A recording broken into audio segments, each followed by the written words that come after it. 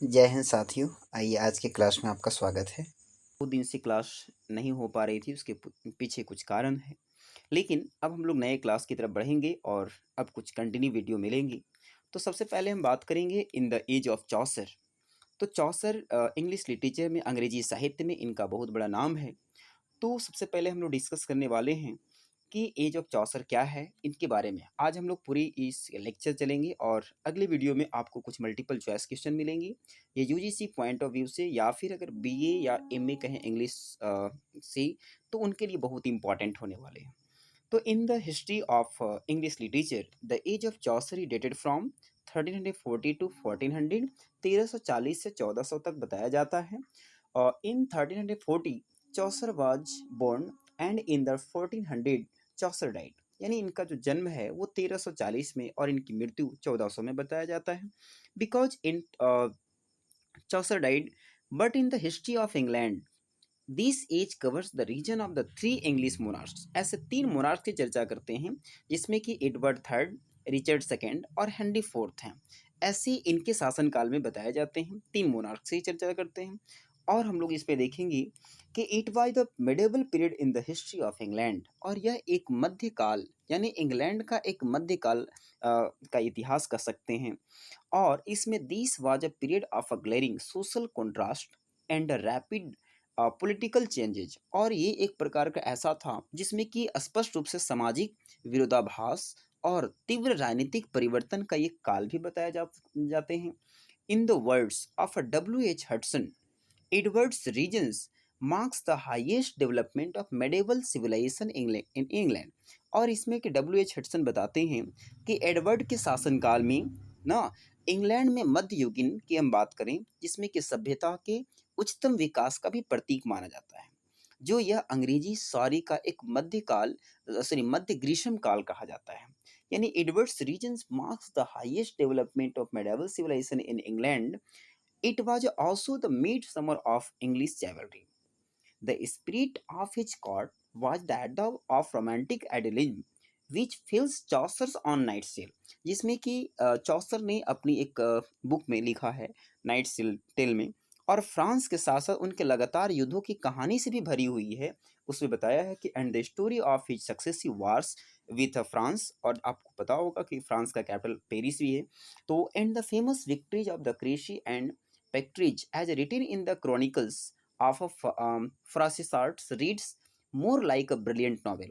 और ऐसे बहुत सारे नॉवेल्स हैं, बहुत सारे ऐसे शानदार उपन्यास हैं जो अधिक से अधिक पढ़ा जाने वाला था, और जो बहुत ही इतिहास के टुकड़ी की तुलना हम बात कर सकते हैं, अलग अलग तरीके से किए गए हैं।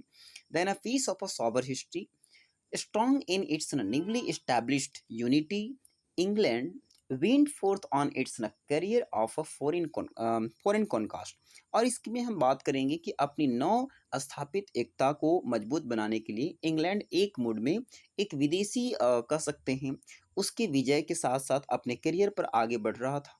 और यहाँ तक कि wanted courage and every fresh times served to the giver further stimulus to national ambition and pride. और अपने साहस के दम पे और नई जीत के साथ राष्ट्रीय महत्वाकांक्षाओं को गौरव की तरह आगे बढ़ा रहा था, और इस प्रकार से अधिक प्रोत्साहन देने का भी काम किया था। But there was another side of this picture.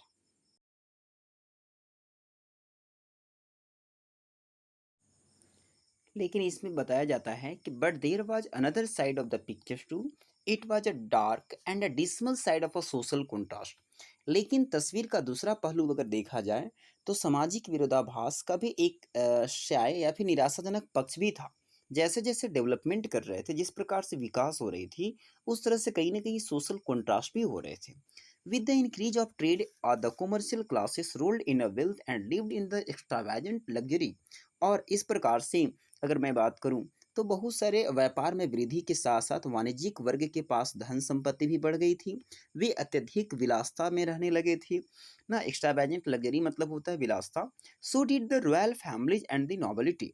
और इस प्रकार से शाही परिवार और कुलीन ने भी ऐसा ही था। ठीक है। The masses of the people lived in a deplorable poverty and misery. Further epidemic after epidemic ravaged the country, The piracy plague called the Black Death न broke out in a 1348 to 49। अगर हम बात करें तो इसमें जिस प्रकार से अगर किसी देश का विकास हो रहा है तो उसके साथ साथ कहीं ना कहीं जो गरीब तबके के लोग हैं या फिर जो छोटे से छोटे तबके जाति आते हैं, वैसे में कहीं ना कहीं सोशल कंट्रास्ट आ रहे थे। और जनता का जो जन समूह था वो दयनीय था, गरीबी और दुख में रहता था। और इसके अलावे महामारी के बाद अगर मैं बात करूं तो जिस प्रकार से एपिडेमिक हुआ है, एपिडेमिक मतलब कि महामारी कह सकते हैं, जो महामारी ने देश को तबाह कर दिया था, जो 1348 से 49 में बात कर रहे हैं यहाँ पे इंग्लैंड में। तो ये कहीं ना कहीं भयंकर फ्लैग आया था, जिसके जो हम ब्लैक डेथ के रूप में यहाँ पे डिनोट कर रहे हैं। In this epidemic nearly one third of the population of England died in a single year. जिसमें कि इस एपिडेमिक से लगभग एक तिहाई ऐसी जनसंख्या घटी इंग्लैंड में, जो बहुत ही तेजी से ये कहीं ना कहीं मरने की थी जनसंख्या में। जो the plague reappeared in the 1362, 1367 and 1370 with the same fierceness। these epidemic were followed by a fiery famine। और इस प्रकार और बड़े से बड़े भी ना, छोटे से छोटे और बड़े से बड़े से लोगों को भी कहीं न कहीं कोविड-19 में बहुत सारी परेशानी हुई और बहुत सारे ऐसे व्यक्ति जो डेथ हो गए, जिनको डेथ नहीं करना था। तो ये एक प्रकार का एपिडेमिक था, एक महामारी भी कह सकते हैं इसमें। और इसके साथ कहीं न कहीं लोगों की बहुत सारी परेशानियाँ भी हो रही थी। उसी प्रकार से इंग्लैंड में 1348 से 49 की बात कर रहे हैं, जिसमें ब्लैक डेथ के रूप में आया था। जिसमें कि जो इंग्लैंड का जो पॉपुलेशन था वो 1/3 यानी 1/3 पार्ट जो थी पॉपुलेशन, वो पूरे के पूरे गायब हो गए थे। चलिए अब हम लोग देखते हैं। This was followed by a period of unprecedented degradation, hypocrisy and corruption. Its worst phase was a seen in the corruption of the church and the clergy. और इस प्रकार से जैसे ही धीरे धीरे वो करप्शन होने लगे, शुरुआत होने लगे, चर्च और क्लर्गी यहाँ पे करप्शन के क्षेत्र में आगे बढ़ने लगी। This phase of the corruption has been realistically painted by Chaucer in the age of the Canterbury Tales. और इन्होंने चौसर ने कैंटरबरी टेल्स में बताया है कि बहुत सारे ऐसे चीज़ यहाँ पे जो करप्शन होने लगे थे। The portraits of the monk, the friar, the summoners and the partner. और यहाँ पे जितने भी मैं पोर्ट्रेट्स में बात कर रहा हूँ, वो सभी लोग कहीं ना कहीं ये झूठा और झूठ मूठ के करप्शन के क्षेत्र में आगे बढ़ने लगे।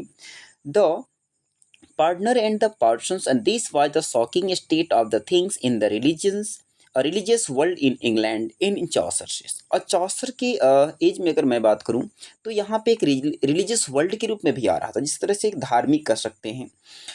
चलिए इसमें in this chapters however we have discussed some authors before the age of Chaucer. कुछ ऐसे ऑथर्स के बारे में डिस्कस करने वाले जो end of the 15th century में इनका बहुत बड़ा ये नाम रहा और भी ऐसे वर्क किए। सबसे पहले मैं बात करने वाला हूँ जॉफरी चौसर, जो 1340 से 1400 तक इनका जो कुछ फेमस वर्क हैं। The book of the duchess, the romaunt of the rose, second है the house of fame, next है आपका Troilus Criseyde, the Canterbury tales, the legends of good women और द पार्लियामेंट ऑफ ऑस। ऐसे सारी के बारे में इनका कब कब एज है, जैसे बुक ऑफ द डचेज कब पब्लिश्ड हुए, legend of the good women, ये सारी हम लोग अगले क्लास में मल्टीपल चॉइस क्वेश्चन हम लेकर आ रहे हैं, उसमें हम सारी चीज़ को डिटेल में डिस्कस करेंगे कि सबका एज क्या क्या है। इनके सेकंड मैं बात करूं विलियम लैंगलैंड, तो इनका जो टाइम है वो 1330 से 1400 तक है। इनके भी कुछ फेमस वर्क हैं। पायर्स द प्लॉमिन, जिसको हम ए विजन के भी नाम से जानते हैं। अगला है a treatise on the astrology. Next है जॉन गावर। जॉन गावर का जो एज है वो 1332 से 1408 तक है।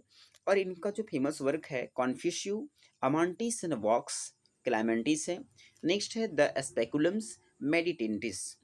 और जो सबसे लास्ट है हम विक्लिफ की चर्चा करते हैं, जो 1320 से 1348, जो सबसे इम्पोर्टेंट जो यहाँ पे रचना है इनकी, वो द बाइबिल। ये बहुत इंपॉर्टेंट क्वेश्चन है और भी ऐसे कई एग्जामों में पूछा हुआ है। द बाइबिल, तो ये विक्लिफ की रचना है ना। तो ये कहीं ना कहीं चौसठ के ही एज में आते हैं ये भी, क्योंकि 1320 से 1384 तक है। तो इनका कहीं ना कहीं ये भी रोल रहता है एज ऑफ चौसठ। तो आज के लिए इतना ही, फिर मिलते हैं अगले क्लास में। Thank you very much.